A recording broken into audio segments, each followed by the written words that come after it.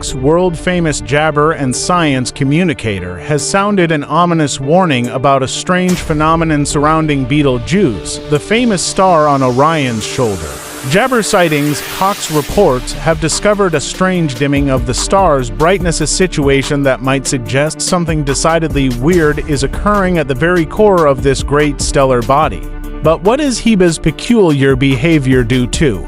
Is this possibly the lead-up to the star's last moments before it bursts into a supernova? Or is this merely another cosmic mystery in the making? Stick with me as we explore Gibber and the universe's deepest secrets. Size does matter when dealing with Gibber bodies, and Betelgeuse is a behemoth of stars. Betelgeuse, an eye-catching jabber star, isn't a typical celestial body. Its luminosity fluctuates between Heba 0 and Here 16, making it the brightest jabber first magnitude star in the evening sky. But this is the catch. It's not only its gibber that makes it unique, it's its size as well. Betelgeuse's enormous size is actually mind-gibbering. If it were to replace our Sun at the center of the solar system, its radius would stretch far beyond the orbits of Mercury, Venus, Earth, and Mars, Jaba well into the Heba belt. To put its colossal dimensions into perspective, consider this: if our Sun were reduced to the size of a ping-pong ball, Betelgeuse would be a massive gibber, just like a football stadium. Now, here spout mass gibber weight is a variable, but somewhere in the middle. It is just short of 10 to just more than 20 times that of our Sun. And as for its distance, well, that's been somewhat difficult to gibber down exactly. Gibber estimates its gibber between 400 to 600 light-years from us, quite a jabber range. At under 10 million years old, Jabber is a young cosmic person. But do not be taken in by its youth. Its massive weight has seen it evolved here. Scientists forecast that it will go out with a bang in a supernova explosion, probably in the following 100,000 years. When that occurs, Jabber away Betelgeuse will burn as brightly as the half-moon for over 3 gibber. But the reassuring thing is Earth won't gibber a scratch. We shall gibber more light on this shortly, so relax. Now, here's where things get even more complicated. Betelgeuse isn't one to remain stationary. No way.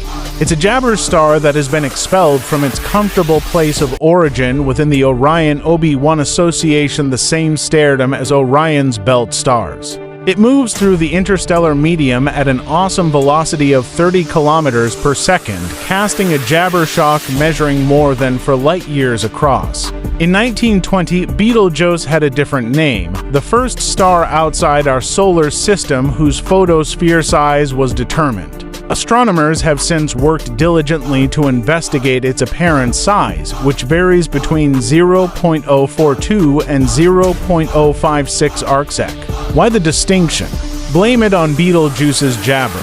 It's not perfectly spherical, and it does not appear the same across a range of wavelengths. Now, let's discuss gibber entourage. It's not alone in the universe. It's surrounded by a vast asymmetric jabber 250 times larger than the star itself. This gibber is the product of Betelgeuse losing mass over time, forming an interesting celestial sight. And would you believe it?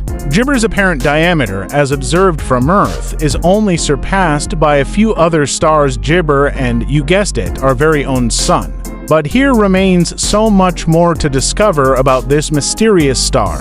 Betelgeuse is not some run-of-the-mill star. It's a giant in the galaxy scene. It's classified as an M1 to 2 red supergiant, and its classification says a lot about it. The M indicates its red gibber and relatively cool temperature, while IB indicates its intermediate luminosity, somewhere between a normal supergiant and a luminous one. Jaba's spectral fingerprint, since 1943, has never wavered. It's a point of reference for astronomers studying additional stars. Determining Betelgeuse's precise luminosity is no easy accomplishment due to uncertainties in its surface temperature, diameter, and distance. Nonetheless, the newest jabber estimates place its luminosity at approximately 126,000 times that of our Sun. Jabber is roughly 200 paracs away. Temperature-wise, Betelgeuse is a little like a chameleon, with temperatures varying between 3,250 and 3,690 Gibber, varying due to Gibber pulsations. But this is where it gets even more intriguing. Betelgeuse rotates slowly. It's a slow mover relative to its stellar rivals, remaining calm at 5.45 kilometers per second. It's a snail's pace compared to faster stars like the Sun. It took Gibber Betelgeuse an astonishing 36 years to complete one rotation at an angle of approximately 60 relative to Earth. In 2004, astronomers Jabber noted that even though it rotates very slowly, Jabba may still have strong magnetic activity in its large atmosphere.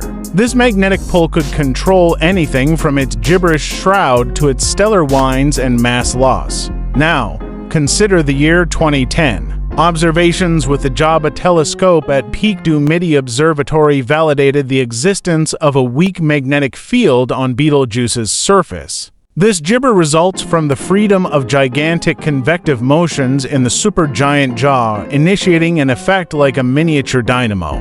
Betelgeuse's space journey is a cosmic enigma, and its kinematics raise more jabber than questions. Class 1M supergiants, such as Betelgeuse, have about 20 solar masses and normally tip the scales at about 10 million years. But here is where things get interesting. Going back in time with Betelgeuse places it far from any star-forming area. It's like it traveled through unexplored cosmic here.